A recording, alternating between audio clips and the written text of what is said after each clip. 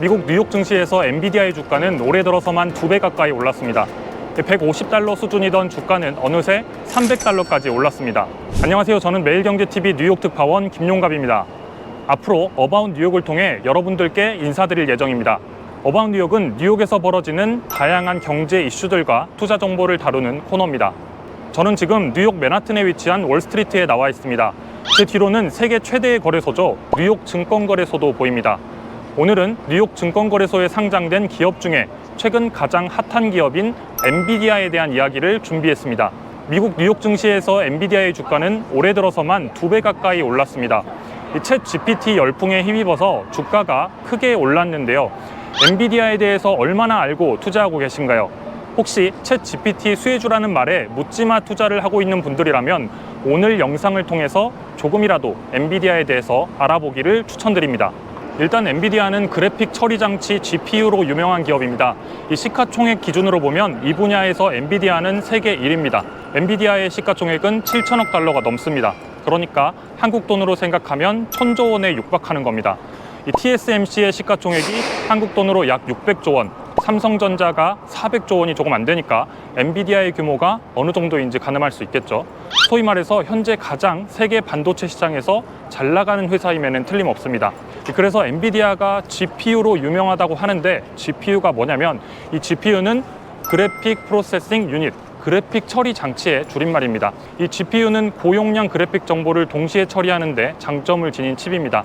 사실 주로 게임 칩으로 익숙하기도 한데요. 자세한 이야기는 챗 GPT와 함께 잠시 뒤에 계속해 보도록 하겠습니다. 엔비디아가 어떤 기업인지 알기 위해서는 젠슨 황 CEO에 대한 이야기를 하지 않을 수 없는데요. 이 젠슨 황은 1963년 대만에서 태어났습니다. 가난한 어린 시절을 보내고 미국으로 넘어와서는 오리건 주립대학교에서 전기공학을 공부합니다. 그리고 이후에 스탠퍼드에서 대학원을 졸업하고 1993년 엔비디아를 설립합니다. 당시에는 PC가 사무용 기계 정도로만 사용이 됐는데 젠슨 황은 PC의 미래를 조금 다르게 봤습니다. 이 미래에는 PC가 게임과 동영상 등 화려한 영상들로 사용될 것이라고 예측을 했습니다.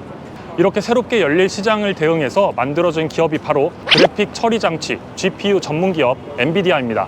그러니까 젠슨 황은 30살에 창업을 해서 30년 만에 명실상부 세계 1위 반도체 기업이라는 성공 신화를 쓴 인물입니다. 우리에게는 사실 검은 가죽 재킷을 입은 모습으로 가장 익숙한데요. 검은색 터틀넥의 청바지가 상징이었던 스티븐 잡스를 연상시키듯이 공식 행사 때마다 젠슨 황은 검은 가죽 재킷을 입고 등장합니다. 이 젠슨 황의 엔비디아도 처음부터 이렇게 성공의 길을 간 것만은 아니었습니다. 창업을 한 30살부터 4년간은 거의 수익을 내지 못했다고 합니다.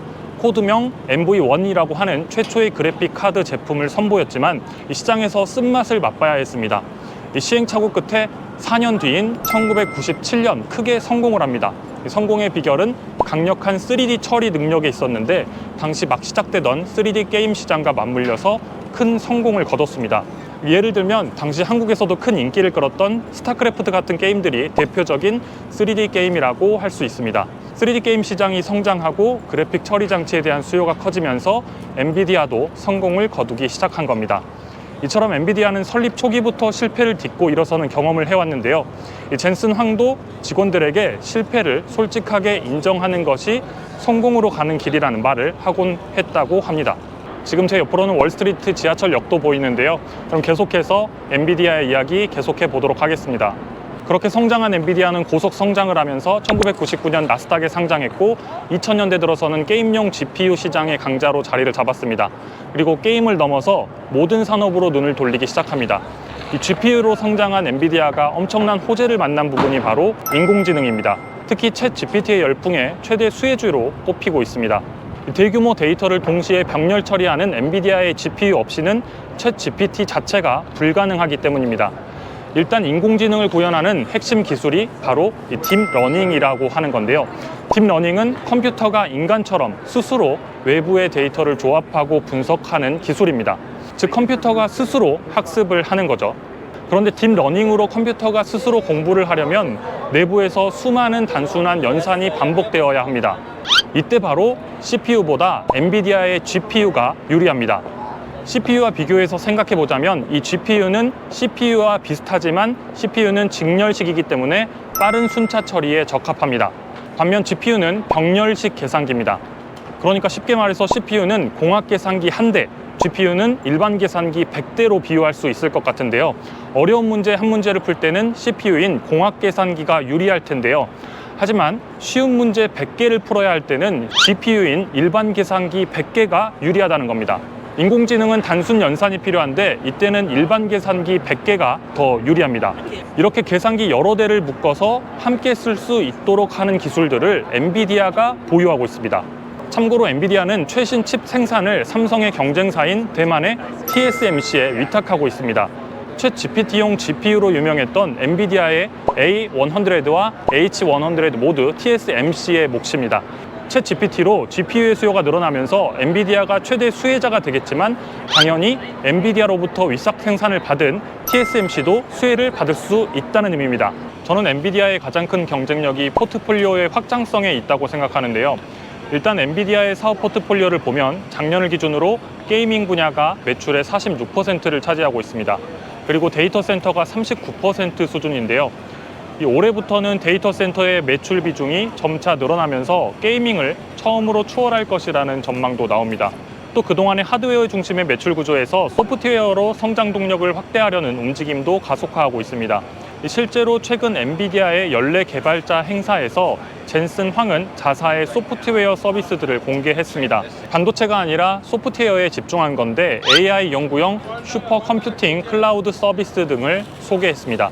이 클라우드 사업을 통해서 구글이나 마이크로소프트의 데이터 센터 역할을 간접적으로 소화하고 연산력을 클라우드 서비스로 제공하겠다는 건데요.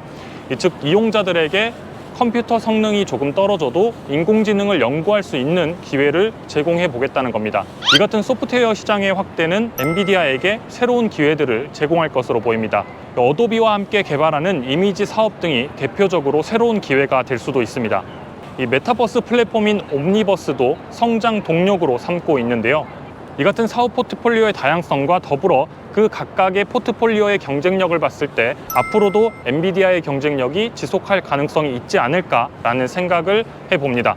유망한 산업인 AI, 자율주행, 메타버스 등 디지털 세상에는 모두 엔비디아가 자리 잡고 있으니까요.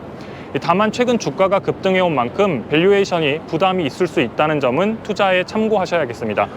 참고로 엔비디아는 현지 시간으로 오는 24일 올해 1분기 실적을 발표할 예정입니다. 오늘 준비한 소식은 여기까지입니다. 다음 주에도 의미 있는 투자 정보를 가지고 돌아오도록 하겠습니다. 재미있게 보셨다면 구독과 좋아요도 부탁드립니다.